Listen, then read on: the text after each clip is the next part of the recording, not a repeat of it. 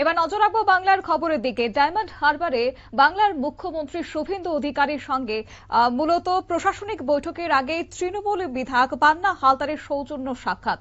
রাজনৈতিক মহলে এই সাক্ষাৎকে ঘিরে এবার জোর চর্চা শুরু হয়েছে। যদিও এই সাক্ষাৎকে কেন্দ্র করে একাধিক প্রশ্নের মাঝে তৃণমূলের দাবি হচ্ছে এর মধ্যে কোন রকমের রাজনৈতিক তাৎপর্য নেই।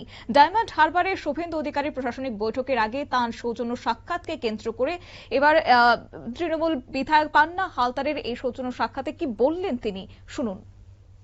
আজ ডায়মন্ড হারবারে প্রশাসনিক বৈঠকে এলেন রাজ্যের মুখ্যমন্ত্রী শুভেন্দু অধিকারী। আপনি দেখা করতে গেলেন, আমাকে নিমন্ত্রণ করেছেন উনি, আমাকে করেছেন যে তিনি থাকতে পারলেন। আমি তাই সৌজন্যমূলক সাক্ষাৎকার নিচ্ছিলাম। আমি ভিতরে ঢুকলাম, বসে বললাম তৈরি হবে, আমি তো এই বার্তাটা ওদের কাছে পৌঁছে। আগামী দিন কি কোনো চিন্তা ভাবনা আছে ওনার সঙ্গে আরো ঘনিষ্ঠ হওয়ার, ওনার রাজনৈতিক কেরিয়ারের সঙ্গে ঘনিষ্ঠ হওয়ার? এইসব অবান্তর করছে। আমি মমতা ব্যানার্জি ছাড়া কাউকে চিনি। আপনি যে দেখা করতে এলেন, পান্না হালদারের বক্তব্য আপনারা শুনলেন। এবার আমাদের সঙ্গে যুক্ত হয়ে গেছে প্রতিনিধি গোপাল শীল। গোপাল, শুভেন্দু অধিকারীর সঙ্গে পান্না হালদারের এই সাক্ষাৎ ঠিক কোন প্রেক্ষিতে, কি জানতে পারছো? দেখো, তোমাকে বলে রাখি, মুখ্যমন্ত্রী হবার পর শুভেন্দু অধিকারী ডায়মন্ড হারবার এলেন। ডায়মন্ড হারবার আসার পরে প্রশাসনিক বৈঠক করলেন। প্রশাসনের যারা ছিলেন, বিশেষ করে সুন্দরবন পুলিশ জেলার যিনি এসপি, ডায়মন্ড হারবার পুলিশ জেলার এসপি এবং বিভিন্ন বারাইপুর পুলিশ জেলার এসপি, এই সমস্ত এসপিদেরকে নিয়ে বিভিন্ন পুলিশ আধিকারিকদের বৈঠক করেন। বিশেষ করে তুমি জানো, ইতিমধ্যে বিশেষ করে হেলমেট বিহীন চালক থেকে আরম্ভ করে যাদের নামে পুরনো কেস রয়েছে সেগুলোকে উত্থান করার জন্য ইতিমধ্যে বলে যান। সেখানে যখন তিনি ভিতরে ঢুকছিলেন তখন ডায়মন্ড হারবারে প্রায় 40,000 ভোটে জিতেছেন।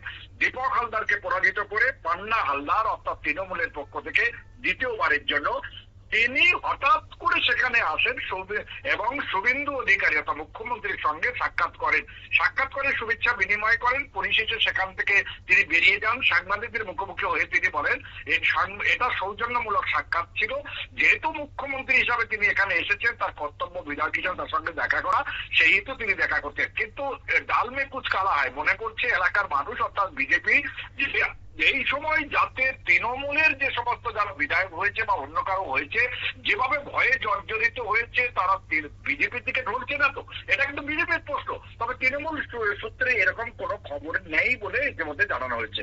তবে কি আগামী দিনে পান্না হালদারের রাজনৈতিক অবস্থান নিয়ে নতুন একটা জল্পনা তৈরি হতে পারে?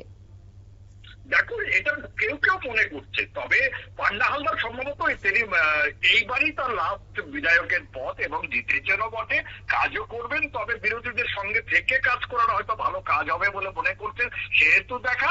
তবে তিনি দলে ভিড়বেন কিনা সে পরিষ্কার নয়, কারণ বিজেপি ইতিমধ্যে মুখ্যমন্ত্রী থেকে আরম্ভ করে প্রধানমন্ত্রী বা অন্যান্যরা পরিষ্কারই বলছে, বিশেষ করে রাজ্য সভাপতি বলে দিয়েছেন যে বিরোধী দল থেকে অর্থাৎ তৃণমূল থেকে যারা দলে আসবে তাদের কোনোদিন ঠাঁই হবে না এবং তাদের নেবে না। তবে এই পরিস্থিতির মধ্যে কি হয়, রাজনীতিতে সবই সম্ভব, তার জন্য অপেক্ষা করতে হবে। একেবারে তাই, ধন্যবাদ।